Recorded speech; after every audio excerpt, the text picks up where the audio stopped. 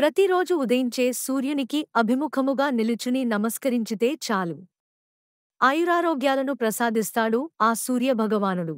పాండవులు జూదంలో ఓడినప్పుడు 14 సంవత్సరాలు అరణ్యవాసం చేయాల్సి వచ్చింది. పాండవులు ఒకసారి ఆకలిదప్పులతో అలమటిస్తూ కాశీ ప్రాంతానికి చేరుకున్నారట.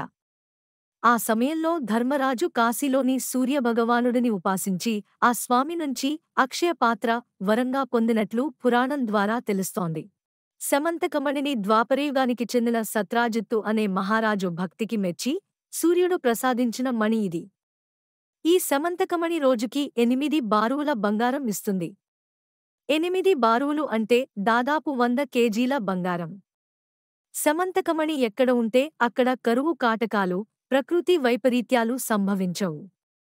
కాని ఈ మణి ఎవరి దగ్గరా ఎక్కువ కాలం ఉండదు. నిత్యం భక్తి శ్రద్ధలతో సూర్యారాధన చేయుట వలన 1 పరిపూర్ణ ఆయువు, ఆరోగ్యం కలుగుతాయి. 2 సమస్త ఆర్థిక బాధలు తొలగిపోతాయి. 3 నవగ్రహ దోషాలు తొలగిపోతాయి. 4 సమస్త పితృ దోషాలు తొలగిపోతాయి. 5 సమస్త పాపాలు తొలగి సుఖసంతోషాలతో మనిషి జీవిస్తాడు.